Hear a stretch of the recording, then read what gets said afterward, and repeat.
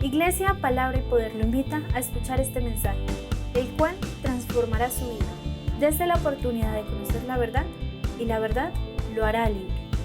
Entonces mi pretensión no es que usted dependa de mí. Mire, yo me he dado cuenta que, pues cada pastor mirará cómo mata sus pulgas, ¿sí? Pero yo finalmente entiendo con la palabra que yo voy a tener que dar cuenta de aquello que le ministro a usted. O sea, yo tengo que dar cuenta dice la palabra, por su alma, ¿sí? O sea, por aquello que le enseñé para su ejercicio y su desarrollo de vida como creyente. Entonces, yo me lo tomo bien en serio y yo no pretendo que usted dependa de mí, yo pretendo que usted dependa de Cristo. Ese es mi objetivo. Por eso la metodología de enseñanza aquí es totalmente diferente. Usted no tiene que venir a preguntarme todo. Ahora, cuando usted está joven, está niño, está bebé en la palabra, está bien que lo haga, ¿sí? Y está bien que lo haga, pero a medida que va pasando el tiempo, con la capacitación que se le está dando, con la enseñanza, la administración de la palabra, usted tiene que ir aprendiendo a desarrollar esa madurez espiritual. Le coloco un ejemplo. Yo no sé si usted es de los que de pronto tiene sus hijos y a sus hijos viene y su hijo y le pregunta, papi, ¿cuánto es 2 más 2? Y está en décimo. ¿Usted qué le diría? Oiga, hermano, usted me salió como disperso. Si usted tiene hijos de determinada edad, si vienen a preguntarle eso, ¿qué le diría a usted? Sinceramente, usted diría, uy, este chino se le soltó un tornillo en el camino. ¿En qué momento se le chispoteó ese pistón? ¿Ah? Y en lo espiritual pretendemos que no es lo mismo, es exactamente lo mismo. O sea, ejemplo, por eso la Biblia nos describe allá en Hebreos 6 las doctrinas básicas, algo que usted ya debe tener al menos un barniz suavecito, un barniz suavecito. ¿Cuáles son esas doctrinas básicas que debe conocer? Y algunos dirán, ¿doctrinas de qué? Por eso entonces, usted ya abrió en su casa su hogar para Iglesia en Casa, para que le enseñemos eso. Cuando ya nos permitan y podamos habilitar nuevamente los discipulados acá, se va a inscribir. Necesitamos conocer lo básico de la palabra, porque cuando se presentan las circunstancias, usted va a saber cómo enfrentarlas, ¿sí? Mire, y aquí estoy haciendo como un panorama general para el título del mensaje, los que están tomando nota. El título es Un verdadero hermano. ¿Listo? En los días miércoles estamos viendo lo que contamina al hombre. ¿Listo? Y hoy estamos viendo un verdadero hermano, y es creer la verdad acerca de otros. ¿Ok? O sea, eso debe quedar claro. ¿Listo? Ahora, pero esto es bueno y es interesante, ¿no? Porque hay veces, y me hablaba con la pastora con respecto, hay veces yo asumo, yo hay veces doy un mensaje y asumo de que toda la gente sabe lo básico. ¿Sí o no? Es como el profesor que va a enseñar división, ¿cierto? Vamos a enseñar la clase de división y el profesor arranca con la clase de división, es decir, que él asume que la persona ya sabe sumar, sabe restar y sabe multiplicar, porque sin esas 3 áreas es imposible dividir. ¿Estamos? Entonces hay veces uno tiene que, como pastor, tiene que coger y, oiga, venga, me devuelvo un poquito más, ¿listo? Ahora, cuando se trata de hablar de un verdadero hermano, se debe entender que el verdadero hermano, espiritualmente hablando, tiene que tener su enfoque en la palabra. Entonces le coloco un ejemplo básico. Nosotros tenemos un maravilloso grupo de oración, ¿sí? Donde por WhatsApp se oran por todas las necesidades. Si usted tiene necesidades particulares, háganoslo saber, o simplemente escriba por cada uno de los medios que tenemos, y con gusto el grupo estará orando por eso. Pero sabemos y entendemos que hay veces peticiones se cumplen, otras no se cumplen. El por qué o el no por qué se presentan por muchísimas razones y circunstancias, y dentro de esas está el fallecimiento de personas. ¿Han fallecido personas por las que hemos orado? Sí, pero eso no significa que los responsables del fallecimiento de una persona seamos nosotros. Eso no significa que el responsable del fallecimiento de alguien sea Dios. Porque quien vino a robar, matar y destruir fue el diablo. ¿Estamos? Ahora, la primera percepción, sí, la primera percepción y concepto claro de nosotros, sí, como creyentes, es oramos por las personas, pero la responsabilidad de que esa persona sea salva, sí, en primera medida está en aquel que pidió oración por esa persona. ¿Estamos? Le voy a colocar el ejemplo. Si Javier me pide oración por la vecina que tiene problemas, tiene una enfermedad, ¿quién es el que conoce a la vecina? Javier. Es algo lógica básica. Listo, y creemos, pero el primer pensamiento cuando a mí me piden que ore por alguien, yo oro para que el hermano que me pidió que orara por esa persona se avive y vaya y le predique. Porque si parte, que es mejor partir con el Señor que irse para el infierno. ¿Estamos? Y entonces yo le escribía, creo que fue ayer o antier, un mensaje y les decía, bueno, o sea, si la persona falleció, dese por bien servido que hicimos nuestro trabajo de orar, ¿cierto? Seguramente si ya la persona es salva, pues aplicamos la palabra y entonces el morir es ganancia. Listo, y hay veces a mí me hacen ver como si fuera el pastor duro en esas áreas, cuando se trata de muertes o fallecimientos. Le quiero decir que no, yo también lo he experimentado, pero es mejor estar firme, sólido, no alterable emocionalmente, así vengan las lágrimas, así venga el dolor, pero sí saber y tener la certeza de que yo hice mi trabajo. Punto. Eso me hace a mí un buen hermano. ¿Estamos? Ahora, yo quiero que vaya conmigo a la palabra. Vamos a retomar, esa era una introducción breve. Filipenses capítulo 2, versículo 3. Filipenses capítulo 2, versículo 3. Bueno, yo sé, seguramente de todos los que estamos aquí, ya llevamos como, esta sería nuestro cuarto mensaje fijo, ha escuchado uno. Fijo. Ok, entonces estamos en contexto.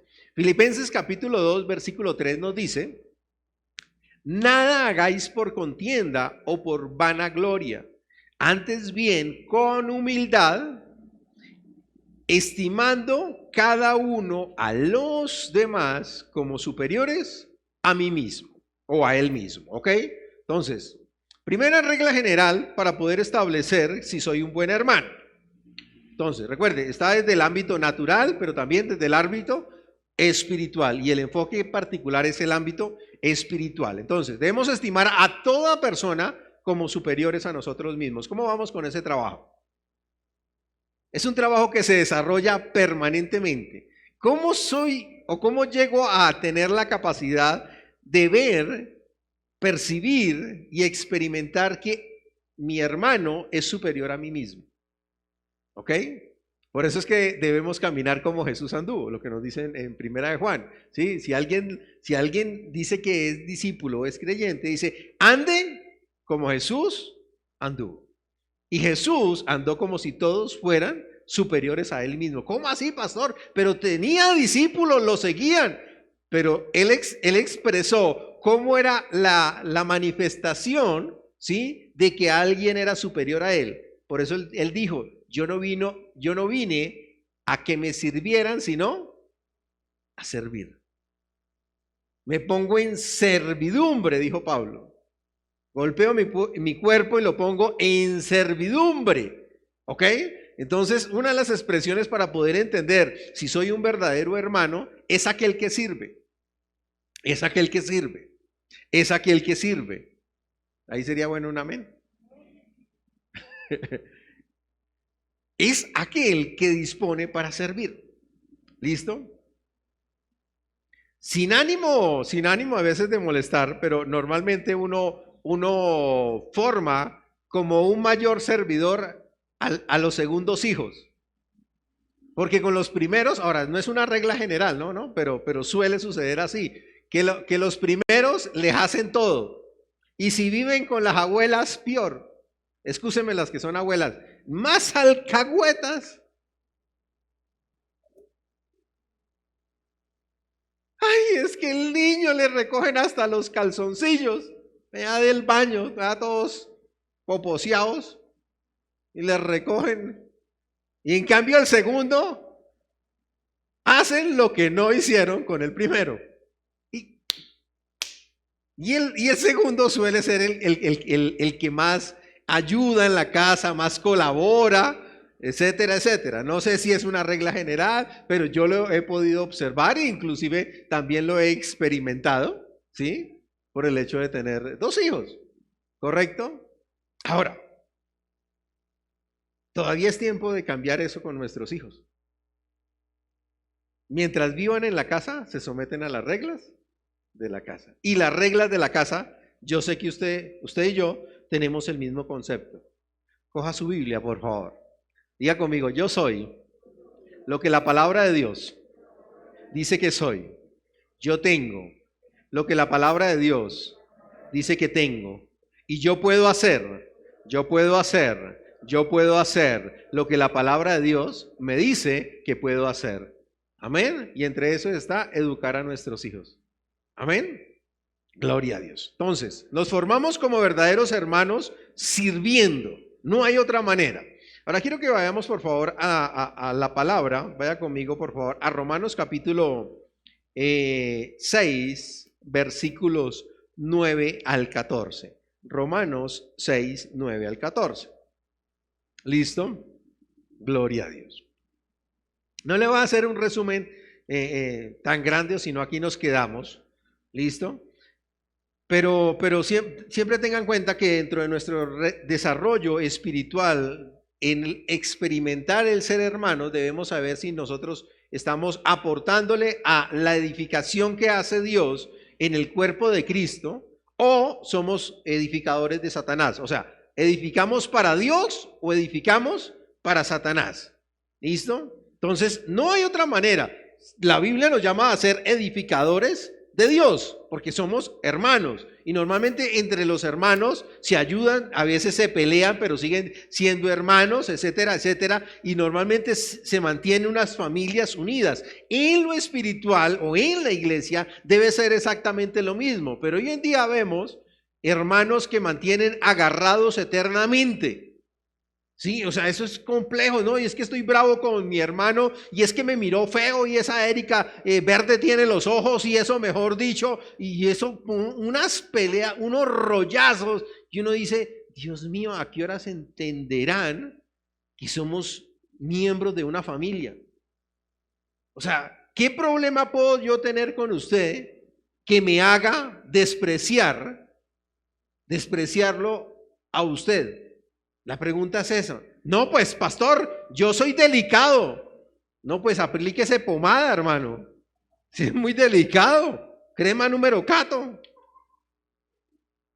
O sea, si está muy delicadito, hermano, o sea, supérelo. O sea, ya.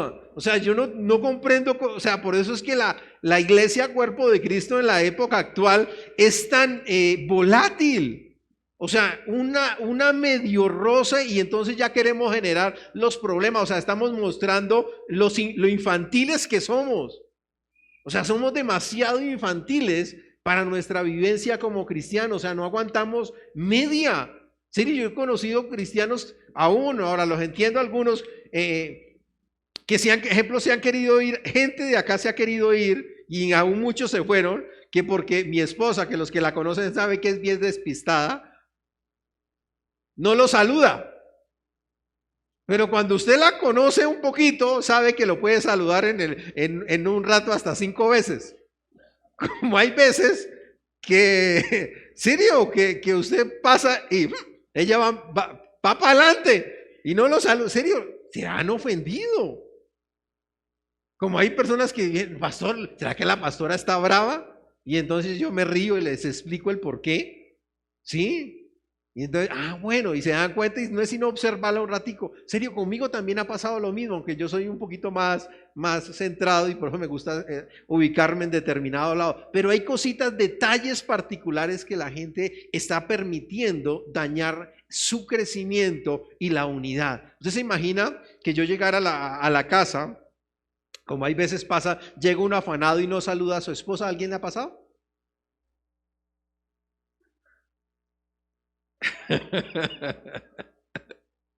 Y entra uno, usted se imagina decir uno, no vuelvo a la casa porque mi esposa no me saludó.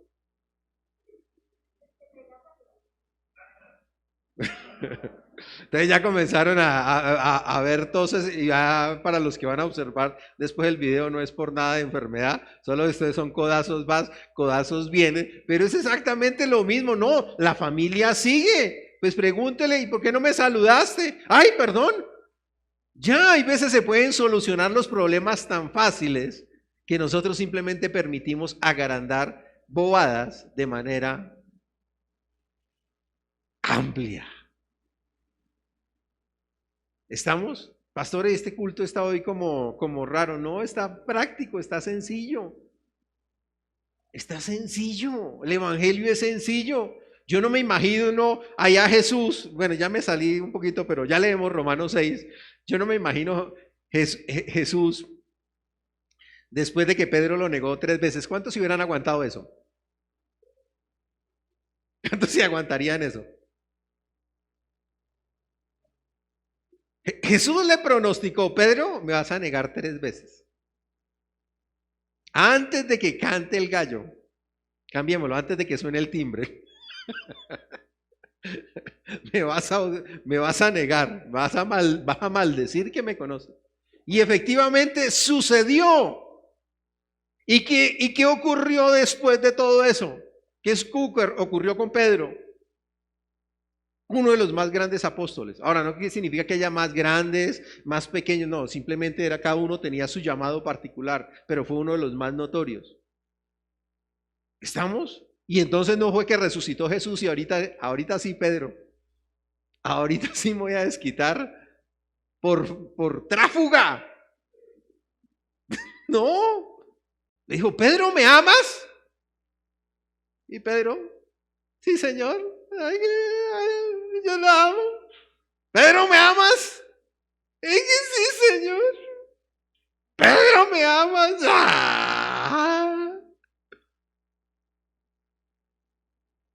Le llegó a su corazón. Y no dijo, oiga, ¿sabe qué, Pedro? ¿Se acuerda cuando usted me negó? Pereira, lo voy a hacer cantar como el gallo. Pero los cristianos queremos vivenciar nuestra hermandad en el modo de desquite. Si me hacen algo, espere tantico. Espere tantico que yo soy, ¿me ven? Yo soy una tortuga, una capara, soy un cuerpito blandito por dentro, pero por fuera me voy a poner duro. Y no va a permitirle abrir mi corazón a nadie. Y no sabe que entramos en el sistema del diablo. Porque la mejor forma de usted crecer es juntándose con sus hermanos. Fue el diseño que estableció Dios para el crecimiento. Por eso es que es importante la iglesia.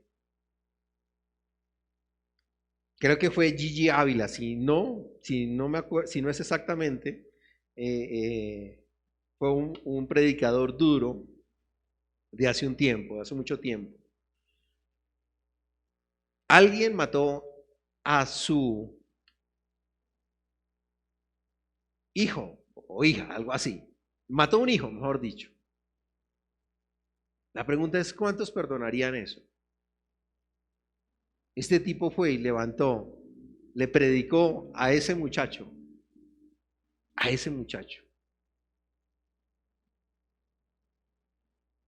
lo perdonó y lo llevó para enseñarle la palabra. Y fue el que le recibió el ministerio a ese pastor. Uy, no, pero pastores es porque son los pastores. No, le estoy mostrando algo totalmente traumático. Pero hoy en día una mirada fea ya está colapsando a la gente. Romanos capítulo 6, versículos 9 al 14. Dice la palabra de Dios, sabiendo que Cristo, habiendo resucitado de los muertos, ya no muere, la muerte no se enseñoreará más de él, porque en cuanto murió, el pecado murió una vez por todas, mas en cuanto vive, para Dios vive. Así también vosotros, considerados muertos al pecado, pero vivos para Dios en Cristo Jesús, Señor nuestro.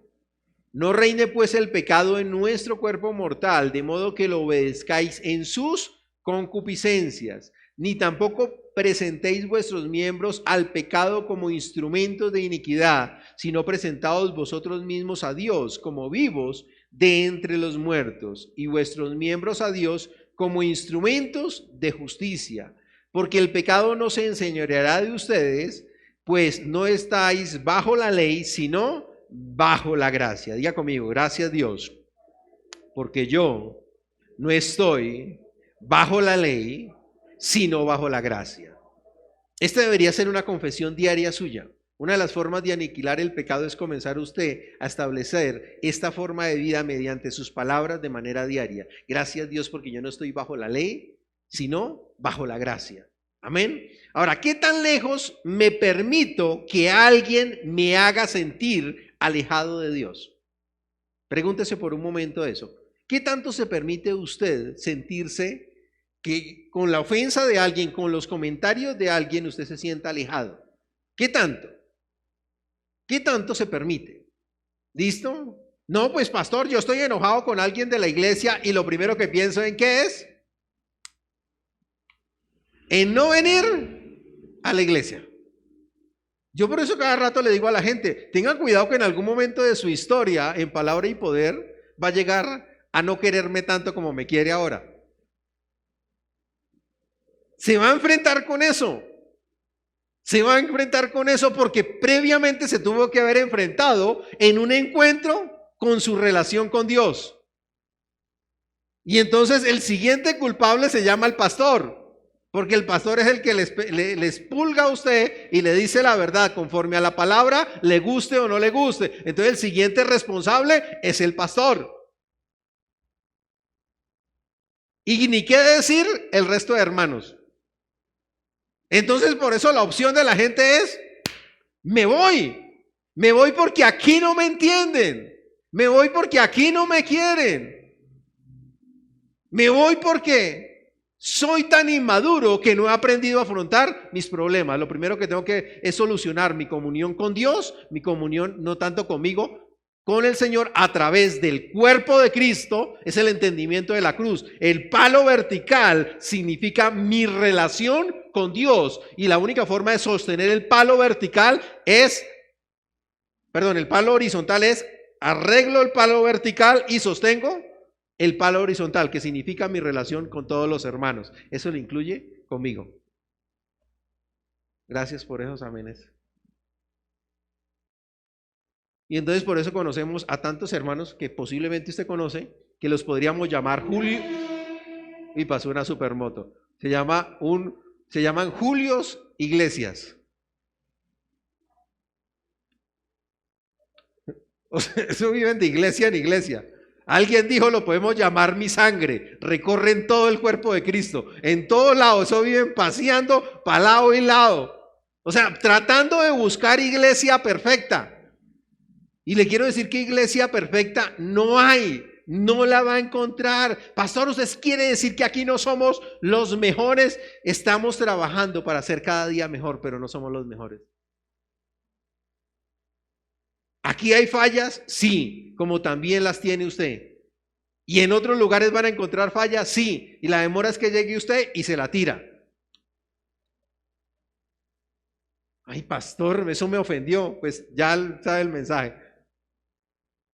¿Serio? Hay veces nos creemos tan exclusivos en nuestra cristiandad que lo único que nos soluciona todo es decir, oye, no, es que yo dependo de Cristo, de nadie más. Mi confianza solo es en Cristo, no en ese poco de fariseos de hermanos.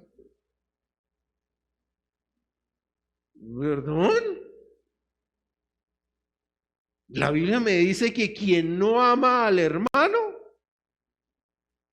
¿Cómo puede, si no ama al enemigo, a su hermano que lo ve, cómo puede decir que ama a Dios que no ve?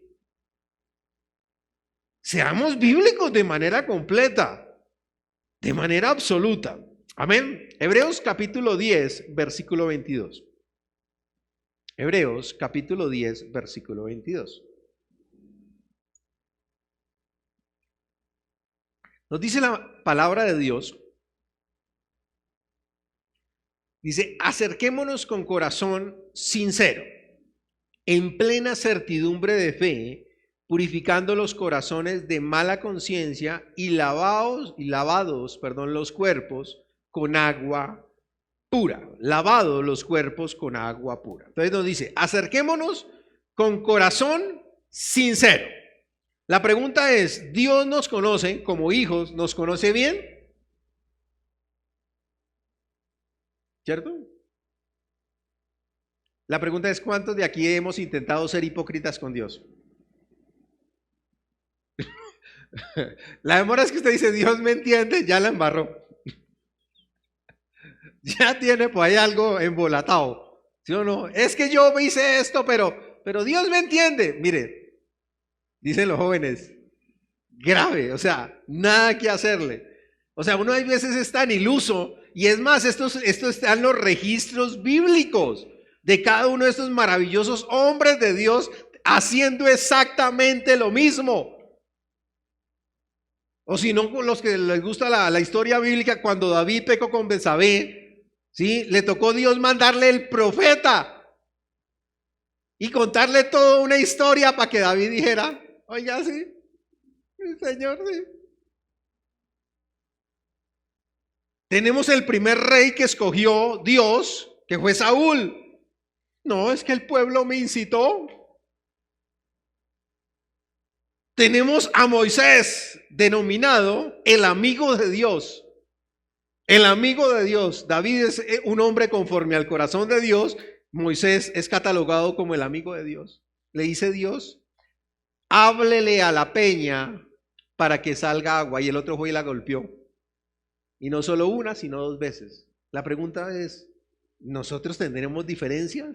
No, nosotros a veces caminamos en hipocresía con Dios. Por eso la Biblia nos llama a tener un corazón sincero. Dice, en plena certidumbre de fe, purificando nuestros corazones de una mala conciencia. Porque la Biblia nos dice que nosotros debemos tener es conciencia de justicia y no conciencia de pecado.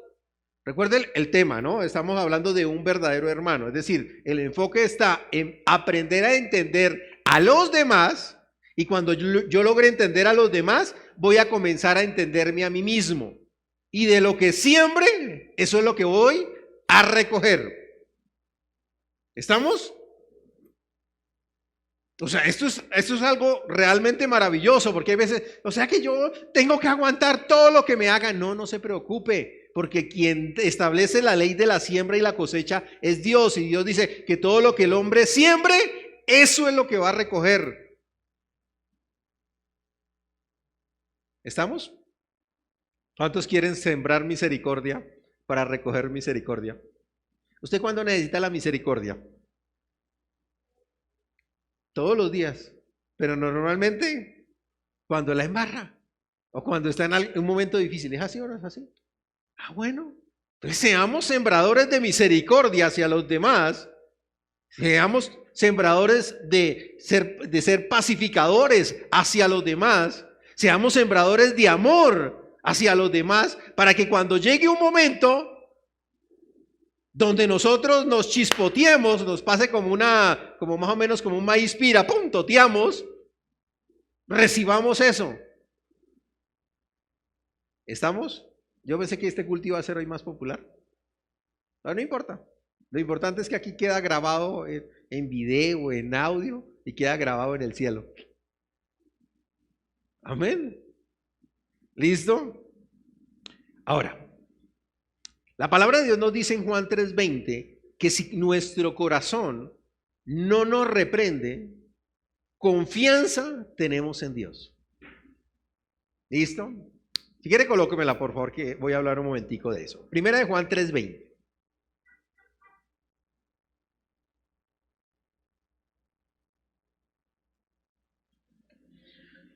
Comencemos con esto. ¿Cuántos confían en Dios?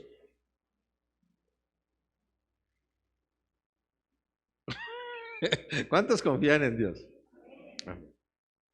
Yo no pregunté cuántos confían totalmente en Dios. Eso es bien diferente. ¿Listo? La pregunta está en lo siguiente. De los casados que hay aquí, ¿usted confía 100% en su cónyuge? No me respondan, tranquilos, calmado. Primera de Juan 3:20. ¿Listo? ¿Por qué lo pregunto? ¿Confían totalmente en su cónyuge? Cambiémosla. ¿Han sentido celos de su cónyuge? ¿Le ha generado celos? Tranquilo, no me tienen que responder o si no se arma más rato el problema, ¿cierto? ¿Ah? Si fueron a vacaciones y fueron a tierra caliente, en tierra caliente las señoritas se visten más ligeras de ropa que en Bogotá. Sí, sí, señor, dicen por ahí. Sí, y los muchachos, bueno, hoy en día no están tan acuerpados. Sí, ya es más o menos como pelea de barriguitas, sí, más o menos. Pero también les pasa lo mismo. ¿Confiamos 100% en el cónyuge? Y la respuesta puede ser variable, ¿no? Algunos dirán sí. Chévere que lo haga de esa manera, está bien. Pero la pregunta no es si yo confío o no confío en mi cónyuge. Si confío o no confío en mis hijos. La pregunta es si confío en Dios. Volvamos a la cita bíblica. Dice 1 Juan 3:20, si nuestro corazón no nos reprende, mayor que nuestro corazón es Dios, y Él sabe todas las cosas. Es decir, que yo antes de poder tener confianza en una persona, primero que tengo que tener la confianza en Dios. La regla general, no más para el matrimonio, es, por eso se tiene que llevar a la gente a tener confianza en Dios, restauración de su relación con Dios antes de que inicie una relación con una persona. Porque de por sí el hombre naturalmente es inseguro, porque la carne responde a una naturaleza caída. Le hago el ejemplo. Cuando su cónyuge, o el caso de los muchachos, sus papás le sacan la piedra o le sacan un enojo, ¿dónde se percibe el enojo? ¿Cómo se manifiesta el enojo? ¿Cómo se manifiesta? Los casados y para los muchachos también, con los papás, cuando, digamos, voy a colocar a Diego y Diana, cuando Diana se enoja, ¿cómo se le nota el enojo a Diana? Yo considero que Diana se pone roja. ¿Sí o no? Sí. Automáticamente su físico cambia. ¿Sí es así o no? Comienzan como a fruncir el ceño, ¿sí? Comienzan a dejar caer las ollas más duro.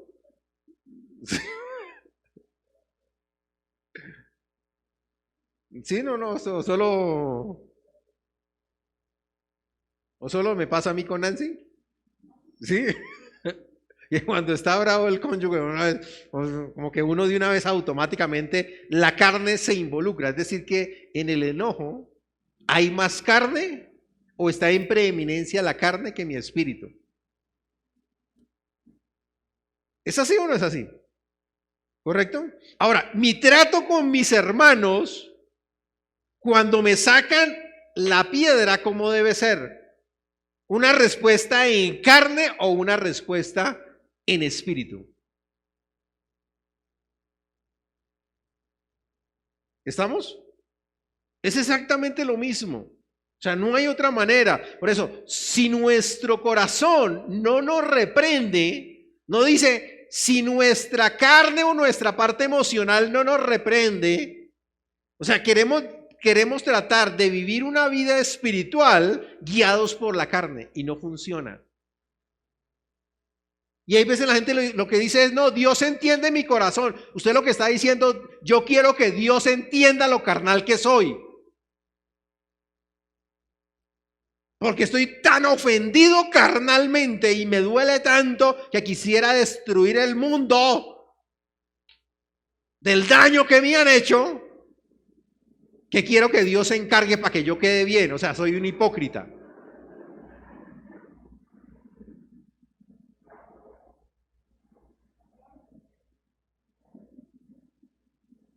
Yo le dije que hoy iba a concluir el mensaje, ¿no? Por eso, si lo alargo mucho, se acaba la congregación.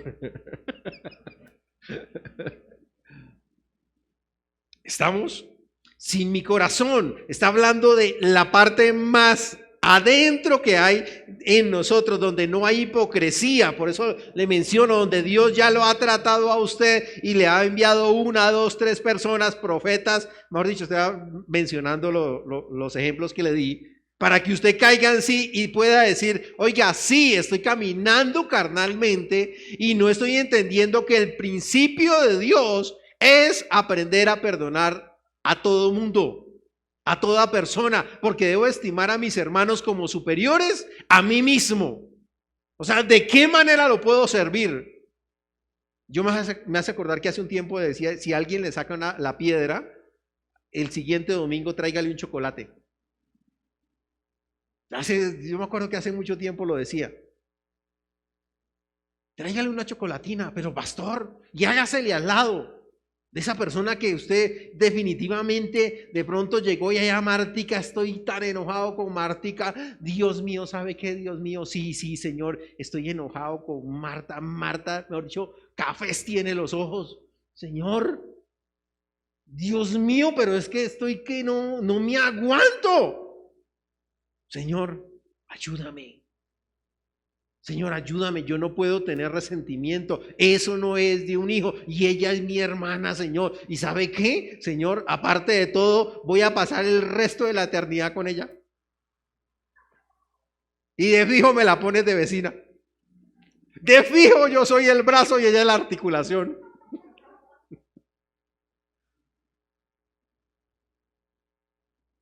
Entonces le decía yo, traiga la chocolatina. Y le dice a Lugier, no, yo me voy a sentar al lado de Martica. Ay, pero toca 2 metros de distancia. No, pero es que ella es mi hermana.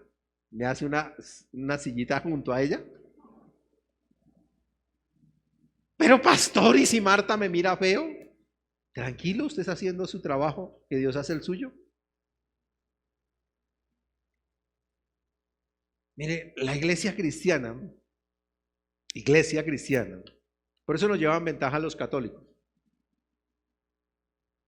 La iglesia tradicional. Ellos unificaron un solo esquema. Y los cristianos, los que nos denominamos protestantes, o que nos llaman evangélicos, en señal de ofensa, nosotros peleamos por unas bobadas. Y entonces por eso hay hijuemil denominaciones. ¿Y tú a qué iglesia vas? Y entonces usted dice, yo me congrego en palabra y poder. ¿En qué? ¿En palabra y poder? ¿De qué denominación es? Y yo como no les hablo mucho de eso, ustedes dirán, ¿sí o no? Y entonces le sale el religioso y le dice, ¿y en qué creen? Y entonces usted puede salir despacio, ¿no? Padre, Hijo y Espíritu Santo. ¿Sí le ha pasado, no? Ah, son de sana doctrina. Y como no vino a clase de sana doctrina, no sabe qué es sana doctrina.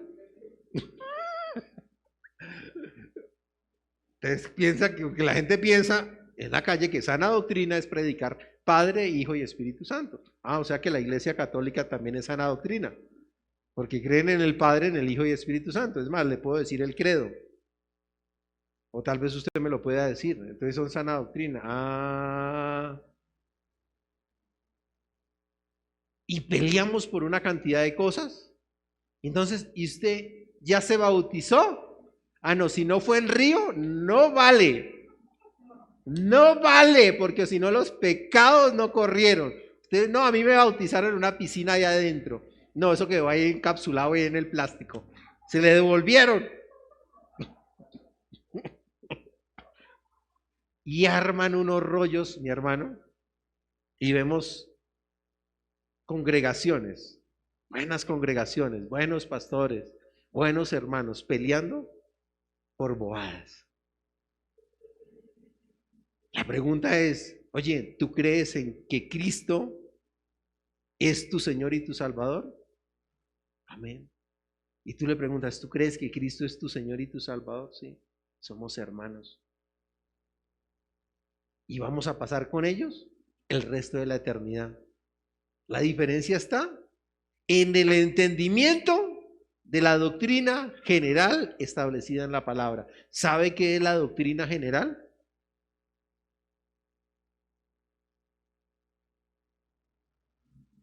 ¿Alguien sabe qué es la doctrina general? Entonces, mire cómo nos hace falta estudiar un poquito la palabra. En lugar de uno estar peleando tanto, debería estar aprendiendo más. Solo por información, mi hermano. Solo por información. La palabra de Dios está establecida en dos tipos de doctrina. Cuando se habla de doctrina, se llama enseñanza. Doctrina es igual a enseñanza. O sea, no lleve la palabra doctrina como si fuera que necesitara clériman para hablarle. No, doctrina es enseñanza. Usted viene a la iglesia, ¿a qué? A la congregación, ¿a qué? A ser enseñado. Aquí estamos impartiendo doctrina. Y en la Biblia se divide en dos partes, algo que se llama doctrina fundamental y doctrina general. La doctrina fundamental, como su nombre lo indica, se llama fundamento. Y entre esa está, Jesús es el único que salva. Punto. En esa, en la fundamental, no se puede mover. Es como si yo quisiera mover los fundamentos o las bases de esta casa. ¿Qué sucede con la casa? Va para el suelo. O sea, en esto, el que le pelee con esto, usted va a decir, ¿sabe qué? Lo amo, pero chao. Pero en la general, mi hermano, usted puede entender una cosa, yo puedo entender otra. Pero eso no afecta a mi salvación. ¿Estamos? Dentro de esa está el bautismo. Hay gente que dice, yo no sé por qué siempre lo dicen, pero bueno, está bien. ¿Usted es cristiano? Dice, sí, yo fui bautizado. O sea, piensan que el bautismo en agua es lo que los llevó al nuevo nacimiento por una mala interpretación de la doctrina general en Lucas. El que creyere y fuere bautizado. No, el que creyere está en doctrina fundamental. La general es, me bautizo en agua o en una piscinita aquí, así sea con un chorro de agua en la cara para que se despierte. En el río, en el mar, donde quiera, lo único que necesita es agua. Y que usted crea que Jesús es su Señor y Salvador. O en el nombre del Padre, del Hijo, del Espíritu Santo, o solo en el nombre de Jesús. Porque hay gente que le dice que si no, usted no lo hace en el nombre del Padre, del Hijo y del Espíritu Santo, usted no es bautizado. Pero la misma Biblia me dice en un lado que en el nombre de Jesús, en otra me dice que en el nombre del Padre, Hijo y Espíritu Santo. Entonces, ¿qué vamos a hacer? Y si usted no se bautiza en agua, entonces, ¿es salvo? Si se muere y usted no ha sido bautizado, ¿va para el cielo o va para el infierno? Va para el cielo porque el que salva es Jesús. El bautismo en agua es una doctrina general de implementación de vida, de manifestación de mi creencia. ¿Estamos? Amén. Bendito sea el Señor. Creo que ya me pasó el tiempo. Mire, a veces nosotros solo somos demasiado, y escúcheme, se lo voy a decir, demasiado cascareros. No sé si todo el mundo me entiende la expresión, pero hay veces nos pegamos de unas bobaditas para dejarnos ofender con todo.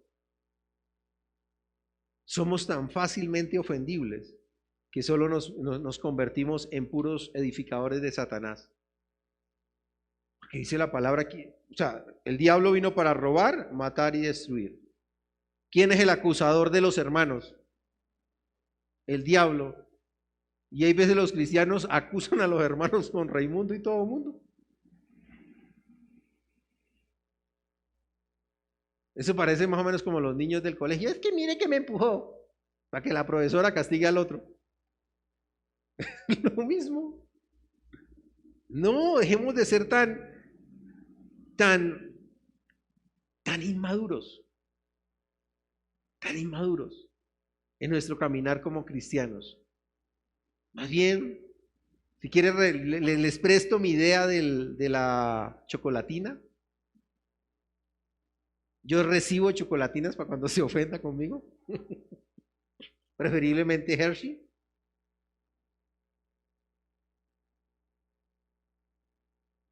Y vivamos en paz. Pero es que no, pastor, eso es tan difícil. Por eso, hermano, no lo hagan sus fuerzas.